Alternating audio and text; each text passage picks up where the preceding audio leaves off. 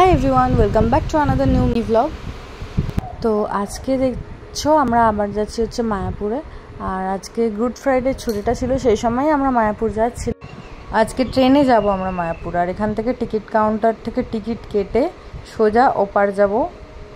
আর এখানে 10 টাকা করে লঞ্চ ভাড়া, নৌকা ভাড়া, মানে দুটোই ওপারে নিয়ে যায়। তো আগে টিকিটটা ভালো করে দেখে নেবে কিসের টিকিট কেটেছো। তারপর 20 টাকা করে টোটো করে মন্দিরের সামনে চলে এসেছে। আর এখানে তিলক কাটছিল অরিজিৎ। এখানে অনেক ভক্তরাই আছেন যারা এরকম তিলক কাটিয়ে দেয় সবার কপালে। আর এখন ফার্স্টে ঢুকেই আমরা ভোগের কুপন কাটছিলাম, কারণ অনেকটাই টাইম হয়ে গেছিলো। তারপর একটু জল ভরে নিলাম, আর এখান থেকে সোজা হাঁটতে হাঁটতে গীতা ভবনের দিকে। আর এখন মন্দিরে ঢুকেই দেখবে বিভিন্ন ভবনের কুপন কাটার জন্য আলাদা আলাদা জায়গা করেছে। তুমি যেই কুপন কাটবে যেখান থেকে, সেখানে ভালো করে দেখে নেবে কোন ভবন লেখা রয়েছে, আর সেখানেই তুমি ভোগের প্রসাদ পাবে। আর নতুন মন্দিরে ঢোকার কিছু বাধাবাধিকতার নিয়ম ছিল, তাই ঢোকা হয়নি। একটা টাইম শিডিউল করে দিয়েছিল, তারপরও সম্ভবত একটা কিছু কুপন কাটতে হয়, সেটার জন্য আমাদের আর ঢুকতে পারিনি মন্দিরে। বাইরে থেকেই দেখলাম আবার মন্দির চালু হোক, তারপর আবার এসে দেখে যাব।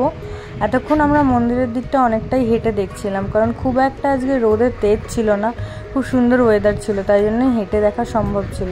আর এখন দেখতে পাচ্ছ আমরা খাবার এখানে চলে এসেছি। এখানে জুতো রাখার জায়গাও রয়েছে, রেখে সোজা লম্বা লাইন। এই লাইনটাকেই এরকম 3 পাক মেরে ঘোরাবে, ঘুরিয়েই ঢোকাবে, যাতে ভিড়টাকে ওরা সামলাতে পারে। ওই জন্যই এরকম প্রসেস। যদিও আমার আগে তোমরা অনেকবার মায়াপুর এসছো, অনেকেই আছো এখানে মায়াপুর আসো, তারাও ভিডিও দেখছো। তারপর তো খাওয়া দাওয়া হয়েই গেল, আর এখান থেকে সোজা চলে গেলাম শঙ্করদার বাড়ি। শঙ্করদার বাড়ি যাওয়ার আগেই ক্যাফে পড়ে, তো শঙ্করদার ক্যাফেতে দেখা করে গেলাম সন্ধ্যেবেলা। এখন যাচ্ছি হচ্ছে মেলায় গিয়ে ফার্স্টেই ট্রাই করব এগ কুলফি। এটা একদম নতুন আইটেম আমাদের কাছে। আর রিম্পা মাসি আর পুচকেরা ছিল না, তাই ওরা যায়নি। ছোট্টু দাদার বউ, ছোট্টু দা, আমরা, পুচকু সবাই মিলে একসাথেই গেছিলাম। তো এই এগ কুলফির রেসিপি, মানে একটা অমলেটই কি সুন্দর কুলফির আকারে তৈরি হচ্ছে। এটাই ফার্স্টে আমরা ঠিক করেছিলাম যে একটাই নেব, কেমন টেস্ট হয়েছে 3 জন ভাগ করে খেয়ে দেখে তারপর ডিসাইড করবো কি নেবো কি না। তারপর আমরা 3খানা অর্ডার করি, বেশ ভালোই ছিল খেতে।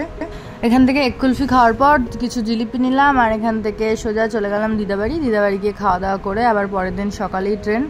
আর এই দেখো কুলফিটা কীভাবে মানে তৈরি হচ্ছে, দেখো আস্তে আস্তে এটা কুক হচ্ছে আর ওপর দিকে উঠে আসছে। আর শঙ্করদা আমরা সবাই মিলেই একসাথে প্যাক করছিলাম সকালের ট্রেনে। আর দেখো এদিকে গেটও ফেলেনি, এদিকে ট্রেনও ঢুকতে পারছে না। ভিডিওটা তখন করা, আর প্রচুর লোক দাঁড়িয়ে দেখছে এটা। আর ভিডিওটা এইটুকুই রইলো। ভিডিওটা ভালো লেগে থাকলে লাইক, কমেন্ট, শেয়ার করো, and do subscribe Ishita's friend again. আজকে চলো টাটা।